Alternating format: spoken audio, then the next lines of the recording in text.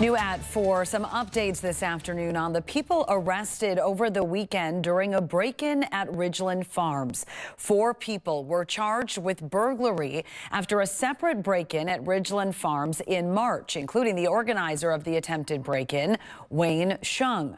Today, Shung's cash bond was set at $20,000, and if he posts bond, he is banned from Dane County, including specifically the Town of Blue Mounds. This past Saturday, animal activists attempted to break into the farm's breeding and testing facility, and the unpeaceful protest forced authorities to use tear gas and rubber bullets.